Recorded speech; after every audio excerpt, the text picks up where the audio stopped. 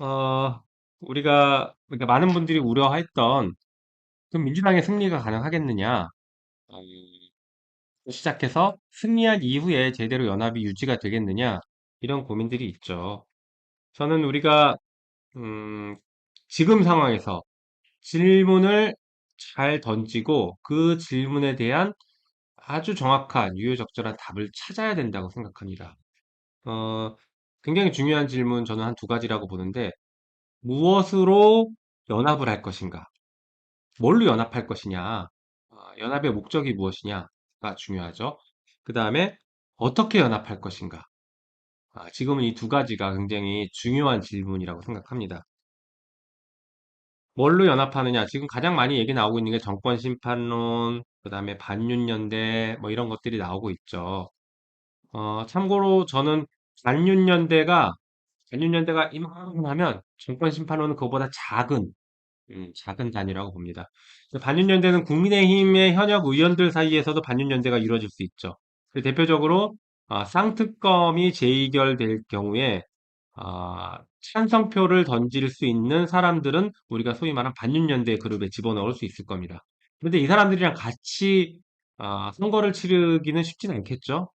그래서 실질적으로는 정권 심판 연합이 선거에 실질적인 모습이 되지 않을까 그렇게 좀 생각을 합니다. 자, 그러면 정권 심판을 어떻게 할 것이냐? 여러 가지 방법이 있겠죠. 근데 저는 정권 심판을 넘어서서 거기에 더해서 정권의 조기 종료, 이게 핵심이라고 봅니다. 정권 심판을 해서 범야권이 크게 이겼다. 우리가 여기서 만족하려고 하는 거 아니지 않습니까? 이 말도 안 되는 윤석열 정부를 조기 종료시키는 게 이번 선거의 핵심 과제이고 진짜 목표라고 저는 생각하거든요. 그러면 정권의 조기 종료를 시킬 수 있는 연대, 이런 연합을 만들어야겠죠. 정권 조기 종료시키려면은 어떻게 해야 될까요? 크게 두 가지가 있습니다. 좀 낮은 단계와 높은 단계가 있는데 이제 용어가 어려워지는 것 같은데 쉽게 생각하면요. 두 가지 방법이 있는데 하나는 가장 쉬운 방법, 탄핵시키는 것. 또 하나는 헌법을 개정해서 임기를 단축시키는 방법이 있습니다. 자, 탄핵이 가장 뭐 이해하기 쉬운 방법이고 빠르게 좀 그 접근할 수 있는 방법이라고 생각이 되죠. 그런데 탄핵은 뭐 아시는 것처럼 뭐 대통령 탄핵을 저는 진작부터 외치고 있지만 민주당 내에서조차 탄핵에 대해서 공감대가 아주 폭넓게 형성되지는 않고 있어요. 근데 이런 것을 범야권이 전체가 다 탄핵 연대로 묶어진다라는 것이 쉽지는 않을 거라고 생각합니다. 물론 경우에 따라서 충분히 가능할 수도 있는데 아, 뭐 굉장히 쉽게 흘러갈 수 있는 거라고 생각하지는 않아요. 그러면 그거보다는 좀 더 접근을 하기 쉬운 것, 낮은 단계, 아니면 조금 마음의 부담이 덜한 것으로 고민해 볼 수 있죠. 저는 그게 헌법 개정이라고 보고 있어요. 그래서 무엇으로 연합을 할 것인가, 무엇으로 연대를 할 것인가, 당연히 정권 심판과 정권 조기 종료인데 그것의 핵심은 헌법 개정이라는 공동의 과제를 우리가 끌고 나와서 우리가 이런 헌법 개정을 하겠습니다. 그러니까 우리 범야권 전체를 힘을 실어 주십시오. 라고 선거를 치러야 됩니다. 지금 이미 선거제가 정해졌어요. 선거제가 정해지기 전이라면은 뭐 다양한 어떤 아젠다들이 뭐 논의되고 해볼 수 있을 가능성도 있었지만 지금은 최대치를 우리가 만들어 보자라고 하는 방향으로 선택을 했기 때문에 정말 최대치를 끌어내기 위한 여러 가지 연합을 해야죠. 그런데 좋습니다. 헌법 개정 하자 다 동의됐는데 이거를 어떻게 담보할 거냐? 나중에 뽑아주면은 뽑고 나서 당선되고 나서 21대, 22대 총선 끝나고 나서 또 이제 각 당으로 다 흩어질 건데, 통합 뭐 비례정당은 각 당으로 다 쪼개져서 흩어질 건데, 그러면 각 당 들어가면 다 자기 당 입장이 생기기 때문에, 이거 뭐 과연 제대로 그 약속한 거 이행하겠냐? 라는 불안감이 있죠. 네, 저도 그거 당연히, 그게 가장 중요한, 우리 민주당 지지층의 불안감입니다. 그래서 그것을 해소하기 위해서 저는 지금, 아, 연합의 계약서를 써야 된다고 봐요. 그 계약서가 헌법 개정이라고 생각하고 헌법 개정안을 지금 발의를 해버리는 겁니다. 21대 국회에서 발의가 지금 가능하거든요. 그래서 21대 국회에서 헌법 개정안을 발의를 지금 하고, 물론 이제 합의되는 수준의 헌법 개정안을 만들어야겠죠. 그거를 발의를 하고, 발의한 것을 22대 국회에서는 반드시 관철시키겠다. 뭐 임기 종료되면 폐기되는 거 아니냐? 물론 폐기되죠. 폐기되고도 합의된 게 있으니까 그걸 다시 발의합니다. 다시 22대 때 발의해서 이미 발의에 동의한 합의서가 있기 때문에 정치적 합의 행위를 아주 강력하게 했기 때문에 거기에서 튕겨져 나가는 것에 대해서는 굉장히 큰 정치적 책임을 져야 됩니다. 거기에 대해서는. 그래서 적어도 이렇게라도 묶어놔야 되는 거 아니냐라는 생각이죠. 한편으로는 그렇게 해야 22대 국회 출범하자마자 헌법 개정이 굉장히 빠르게 논의가 될 수 있어요. 그렇지 않으면 그제서 준비하면 헌법 개정 하냐 마냐 가지고 또 한참을 뭐 서로 논쟁하다가 헌법 개정안 발의도 못하고 22대 국회가 끝나버릴 수도 있습니다. 그래서 저는 헌법 개정을 지금 발의해야 된다라고 굉장히 강력하게 주장합니다. 여러분들도 동의하시면 헌법 개정 지금 하자, 헌법 개정안 지금 발의하자라고 국제 자리에서 많이 좀 외쳐주시면 좋겠습니다. 자, 준연동형의 장점이 뭡니까? 라고 물어보시는 분도 계시는데요. 어, 근데 우리가 선거를 치러봐야 알겠지만, 현재 당내에서 논의됐던 준연동형의 장점, 현실적인 장점은 이겁니다. 어, 지금 범야권의 여러 가지 정당들이 다 나와 있는데, 지역구는 민주당 중심으로 가고, 비례는 범야권이 서로 의석수를 조정하자. 그런 게 지금 그 비례정당 준연동형을 강력하게 주장했던 분들의 핵심 논거거든요. 다시 말해서 지금 만약에 병립형으로 돌아가면 군소정당에서 각 지역구의 후보들을 많이 낼 것이다. 그렇게 되면 여권과 1대1 구도가 생기지 않고 그러다 보면 박빙 지역구는 이 소수 정당들이 표를 가져가는 바람에 오히려 국민의힘이 이길 수가 있다. 그래서 지역구에선 국힘이 더 유리해질 수 있다. 라는 이런 전략들, 전망들을 많이 내놓고 계시거든요. 그래서 그런 의미에서 지금 준연동형으로 가면 군소 정당들, 소수 정당들이 지역구의 후보를 내지 않도록 만들 수 있다라는 장점을 가장 크게 얘기하고 있죠. 그걸 떠나서 지금 준연동형을 얘기하고 비례정당을 그러니까 준연동형 혹은 연동형을 얘기하는 분들의 가장 중요한 장점이라고 얘기하는 것은 다당제로 가는 것이고 국민의 사표를 방지해서 정치가 더 전진할 수 있다, 더 나아질 수 있다 이렇게 말씀들을 하시는 겁니다. 일종의 정치개혁의 하나로 보는 거죠. 그래서 지금처럼 양당 중심으로 가면 각 당에 대한 상대방에 대한 혐오를 중심으로 정치가 이루어지다 보니까 오히려 진짜 국민들의 관심사가 떨어지는 것 아니냐. 그리고 중요한 정책들 혹은 소외된 세력들의 목소리가 정치권에 제대로 반영이 안 되고 있다. 이런 여러 가지 비판들에 대해서 대응하는 그런 제도이거든요.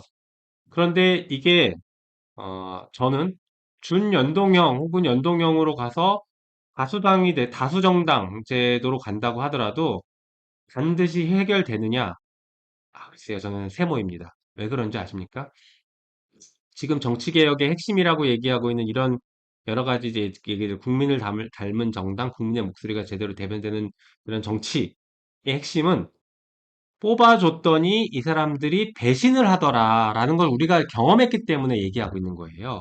그러면 정치개혁의 가장 핵심은 뽑아준 이 대표자들, 국회의원들이 뽑은 국민들, 뭐 유권자 지지자들과 정당 뭐 당원들뿐만 아니라 국민의 어떤 여러 가지 요구들 이런 것들을 배신하지 않는 거죠.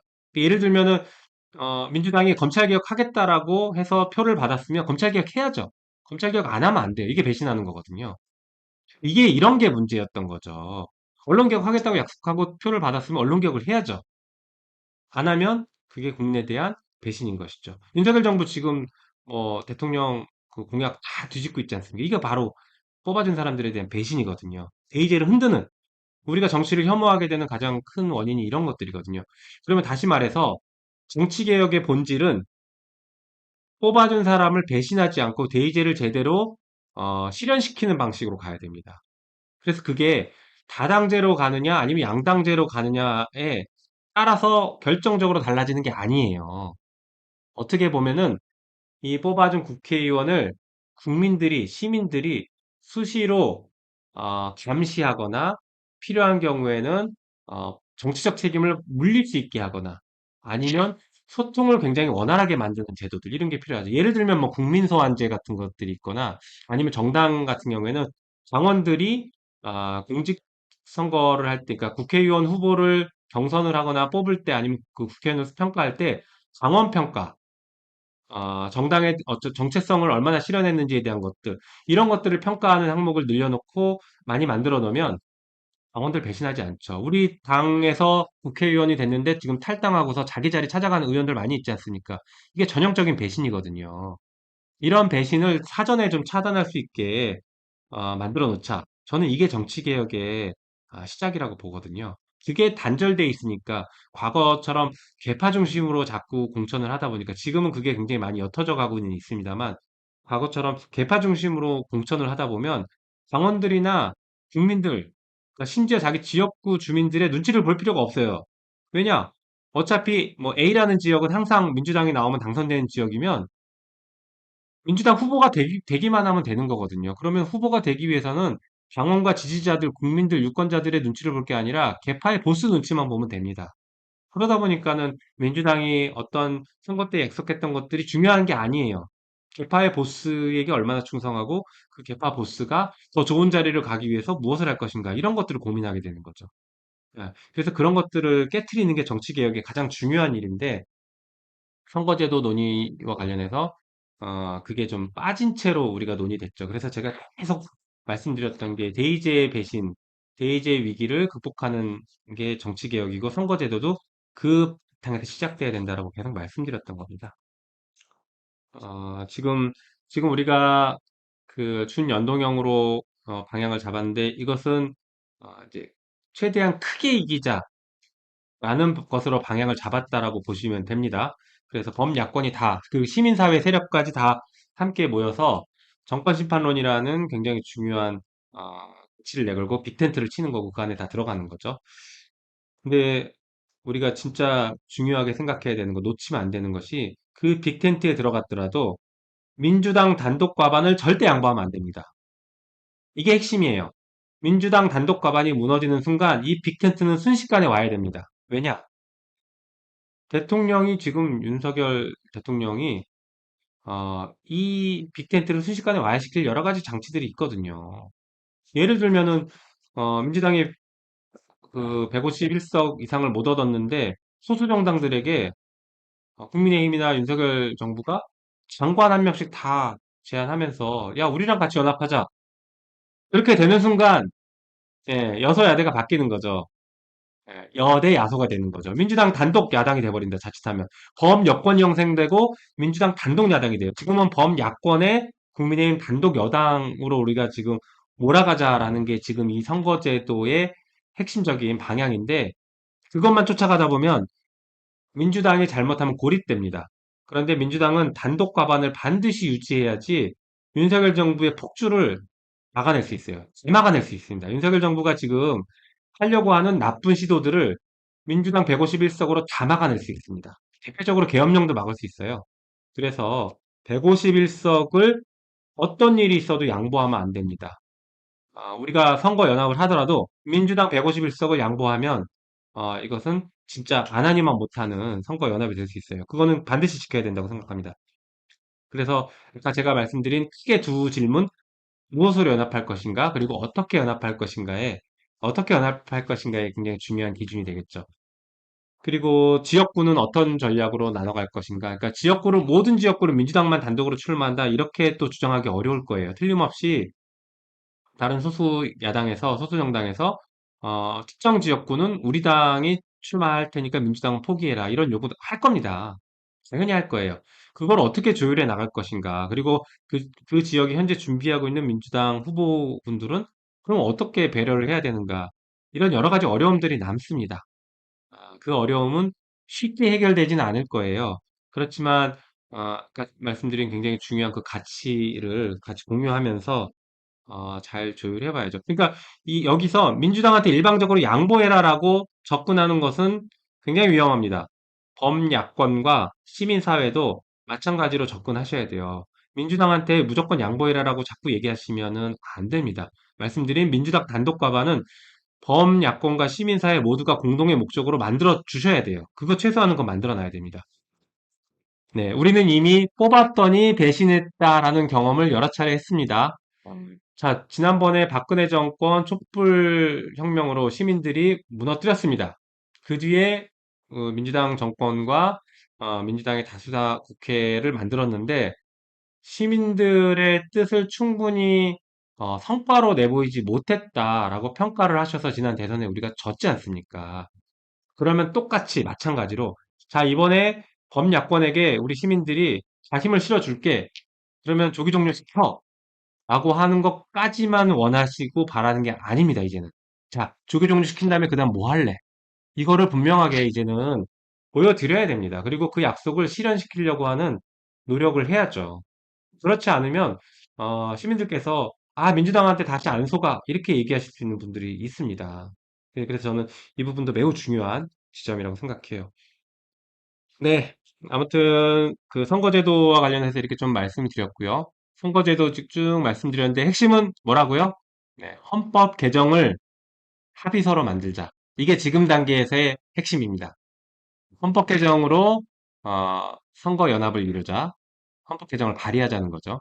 또 하나, 그 두 번째 핵심은 민주당 단독 과반은 절대 양보할 수 없다. 이게 두 번째입니다. 이 두 가지는 반드시 지켜야 돼요. 선거를 치르는 과정에서. 마지막으로 우리가 희망을 얘기를 해야 되고 시민들께 민주당에게 그동안 실망하셨던 시민들에게 희망을 약속드릴 수 있게 개혁을 넘어선 개벽을 하자라는 것도 좀 말씀드렸습니다. 실제로 자, 네, 내각제 싫어요라고 말씀 주셨는데 저도 당연히 내각제는 반대합니다. 내각제 정치 엘리트주의 귀족 정치로 흘러갈 가능성이 매우 높습니다. 그러니까 다당제가 내각제랑 사실은 잘 연결이 돼요. 그래서 거기서 이제 선거 연합을 하는데 그러다 보니까 다당제로 흘러가는 것에 안 좋은 폐해 중에 하나가 어떤 정책 결정의 효율성이 굉장히 떨어진다. 여러 정당들이 계속 주장을 하다 보면 어, 어떤 그 대통령을 배출한 여당이 정책을 과감하게 추진하기 어려운 그래서 이도저도 아닌 상황들이 계속 이어질 수 있는 게 다당제의 최대 단점이죠. 그리고 더해서 엘리트 정치를 강화시킬 수 있습니다. 정치를 우리 뭐 이재명 대표도 오늘 말씀하신 것처럼 정치는 국민이 한다라고 말씀하셨는데 그 국민이 하는 정치를 다 무너뜨리고 엘리트들이 야 우리가 알아서 할 거야 라고 하는 것으로 흘러갈 수 있습니다. 지금 최근에 이제 민주당에서도 이 엘리트 정치를 주장하던 분들이 몇 분 있었는데 그 몇 분들이 지금 무슨 생각하고 있는지 좀 궁금해지긴 합니다. 저는 그렇게 엘리트 정치로 흘러가는 것에 대해서는 어, 반대하고 있습니다. 그래서 국민들이 굉장히 중요한, 그리고 정당에서는 정당이 굉장히 중요한 역할을 해야 되고, 의사결정의 핵심적인 역할을 담당해야 된다라고 생각합니다. 그게 이제 직접민주주의나 중구정치나 뭐 이렇게 흘러가는 거랑은 좀 달라요. 지금은 온라인으로 충분히 의사소통을 할 수 있거든요. 그리고 충분히 정보만 제공되고, 충분히 진실을 알고 있다라고 하면, 굉장히 좋은 결정들을 할 수 있습니다. 집단지성이라고도 하잖아요. 여러분 그 잘 아시는 리영희 선생님이라고 있어요.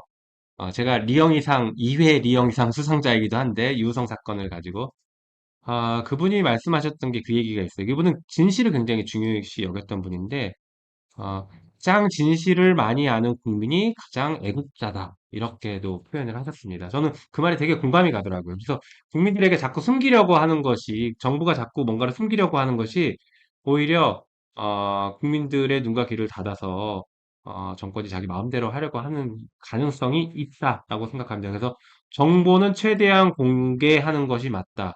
노무현 대통령의 정신이기도 했죠. 그래서 행정정보를 최대한 공개하려고 했던 것이 다 그런 이유라고 저는 생각합니다.